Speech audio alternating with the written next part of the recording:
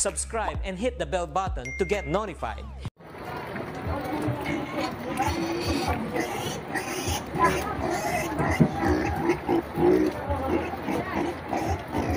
Ayan yung bahay namin, oh. Grabe mga lods, oh. Halos kalahati na ng bahay namin tubig na. Ayan, oh. Ito yung grabe. Ayun, nakalabel na sa kalsada yung tubig. Dito kami ngayon sa mga lods, elementary school. Ayan yung bangka, pambot. Dito na.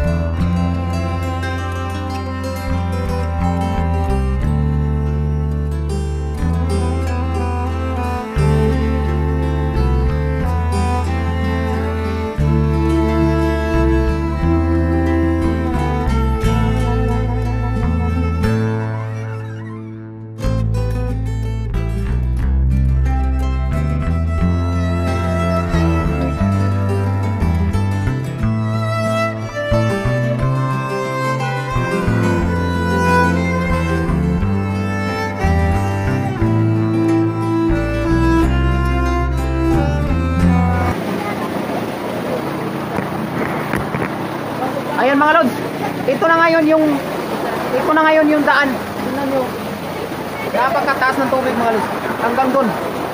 Dito tayo. Ayan. Grabe, tingnan nyo mga lods, oh. Ayun yung mga tao, nagbangka na lang sila dahil sa taas ng tubig.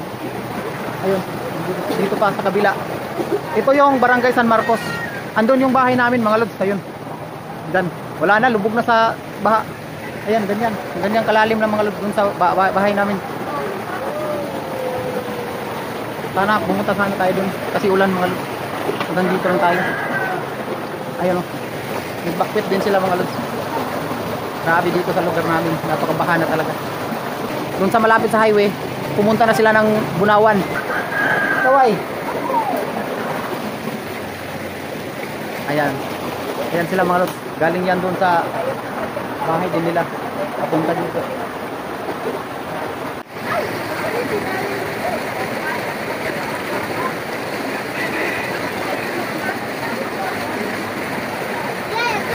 Ayan, kalsada na yan mga lods, pero nagbabangka pa rin sila dyan sa kalsada na. Kami lahat dito, nagantay lang kami ng mag-rescue sa amin mga lods, papunta ng bayan ng Bunawan. Ayan, oh. Grabe na, oh. Naka-level na sa kalsada yung tubig. Dati dito, malalim to.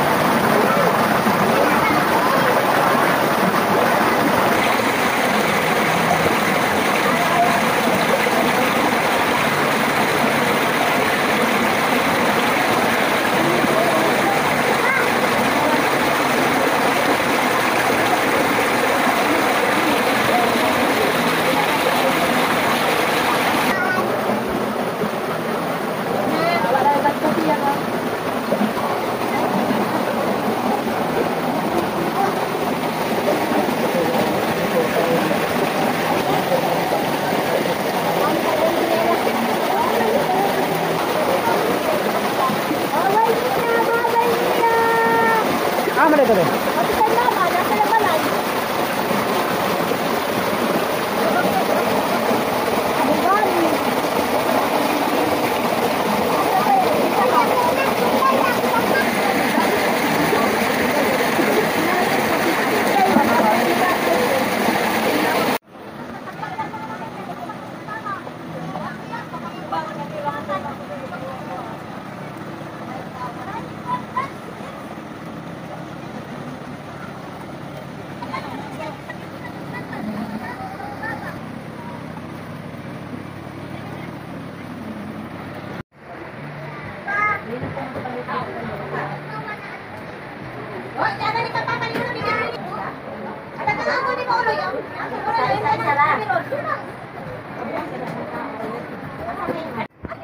Ayan mga lods. Grabe mga lods. Malapit na dumating dito yung tubig. Tapos wala pang rescuer mga lods. Ayan oh. Isang daangaw na lang mga lods bago abutin yung sahig ng eskwelahan.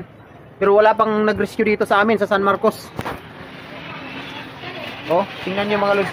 Saan ba pupunta tong mga taong to mga lods kung abutin na dito ng tubig? Ayan oh. Kunti na lang mga lods. Malapit na ang tubig pumasok dito sa room ng eskwelahan. Wala pang rescuer. May mga pambot naman dito na nakahanda mga lods. Pero kung sakaling abutin talaga ng tubig, dami ng tao dito ngayon, hindi to kasya. May dalawang pambot lang, dalawang bangka. Hindi to kasya. Ayan mga lods. Tingnan yung bahay namin yun. Ayan yung bahay namin mga lods. Ayan sa kapit bahay namin. Ayan. Tingnan nyo mga lods kung gaano nakalubog mga kabahayan dito. Ayan. Wala pa kang nag-rescue sa amin mga lods. Anong oras na? 12 PM na mga lods.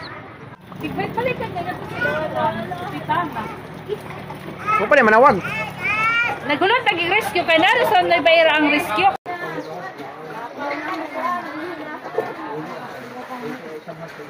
Ayo. Yo. Hapon mga lods. So ngayon mga lods, andito na kami sa kamag-anak ni Janet sa tiyahin niya. So safe na kami dito mga lods. Ngayong gabi dito kami matutulog. So sila kukunin pa nila yung mga tao mga lods doon sa evacuation center. Papunta doon sa Bunawan. Yan sila. Sila yung magre-rescue doon. So dito lang kami, hindi kami sumama doon sa evacuation patungong Bunawan, sa bayan ng Bunawan. So sila, itong mga bangka na to mga lods yung gagamitin. Kanina pumunta na sila doon, kinuha na nila yung mga tao, nag-ano lang sila diyan, nag-snack lang sila para rin mainitan yung sikmura nila. So pagpatuloy nila yung pag-rescue ng tao. Ayan. Andiyan si Manoy Dongkel, si Kapitan. Ayan. Mamaya videohin natin sila dito pag daan nila papunta doon sa Bunawan. Shout out daw. 20 person mga lods yung masakay niyan sa ang capacity ng bangka na yan na di motor. Ayan. Outboard yung tawag dito mga lods na sakayan. Yung isa yung pambot. Ayan. Yan, papunta na sila mga lods. Kukunin na yung mga tao.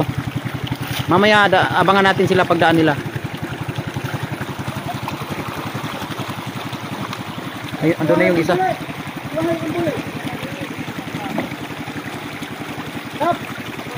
Ayan, dito mga lods, safe na kami dito kasi malaki yung bahay tapos mataas pa mga lods. Ayan, malabo na yan abutin kung uulan pa. Dahil sa taas niyan mga lods, diyan kami matutulog ngayon sa sa kamag-anak ni Janet, yung tiyahin niya. So dito yung motor natin, nandito mga lods. Oh, tingnan nyo, tubig na. At saka yung pick up na yan, hindi makadaan kasi grabe, sobrang lakas ng tubig. Dito portion mga lods, dito na bahaging to ay hindi pa inabot ng tubig. Ayan.